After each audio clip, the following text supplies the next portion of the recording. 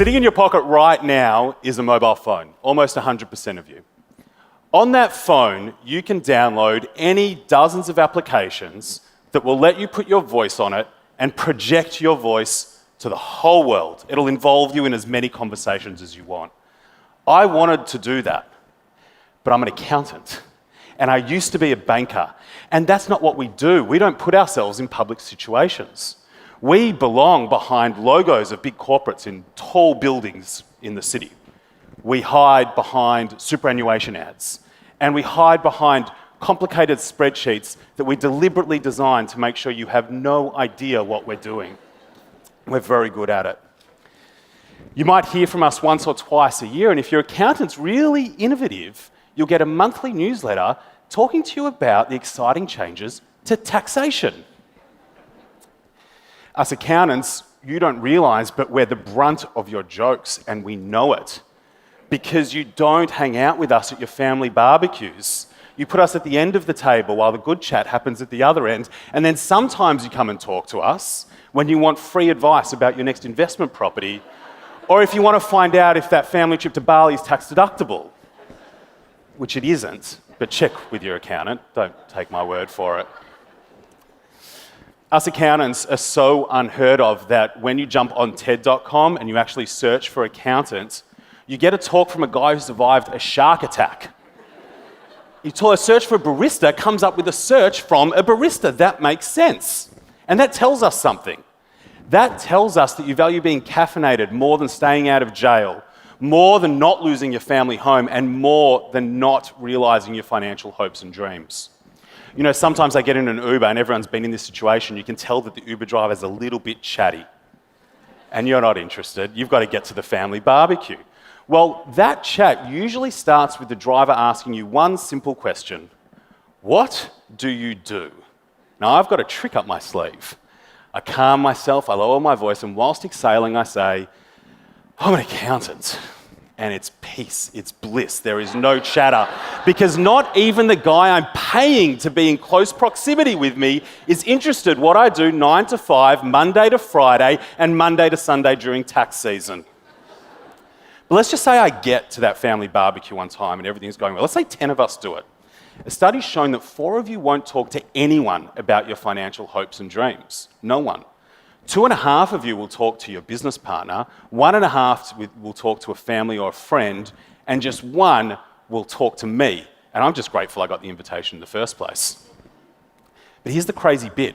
That same study found that if you talk to your business partner, you have a 50-50 chance of getting positive advice that you can execute. That's a coin flip. A guy you've been in business with for 10, 20 years.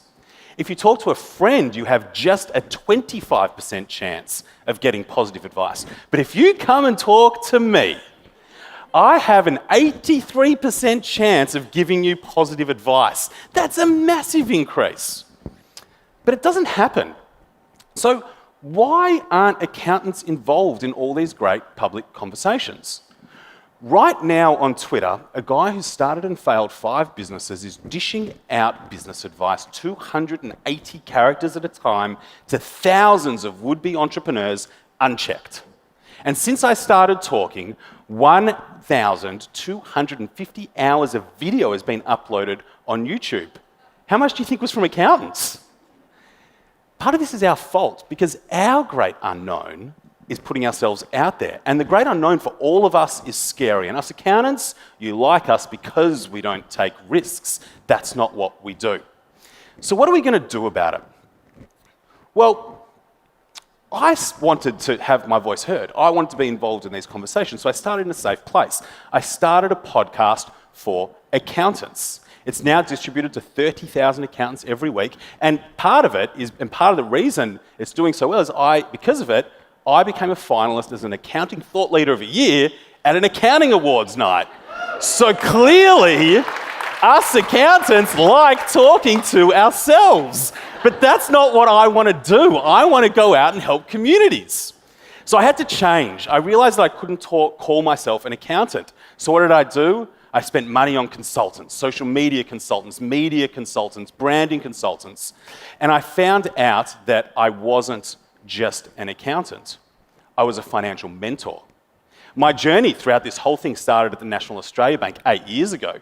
I joined their social selling program. How do you think banks' social selling program went? Banks don't like bankers having public opinions about banking. It got shut down quicker than it started. It was scary for me because I tried. And now my podcast was doing well, I needed to do more. So I got with these consultants and we realized I was a financial mentor. And what does that mean? Well, as a financial mentor, my job is to walk with you with your great unknown. And as a mentor, if I do my job really well, I'll find your opportunities and I'll help you realize them. And I'll find your vulnerabilities and I'll help you manage those. And if I get involved in your community, I'll have a tangible, manageable impact. And that's what I want to do. And if throughout that journey you find opportunity for me, or if throughout that journey you find my vulnerabilities, then I'll be successful because we've just created a community just amongst the two of us.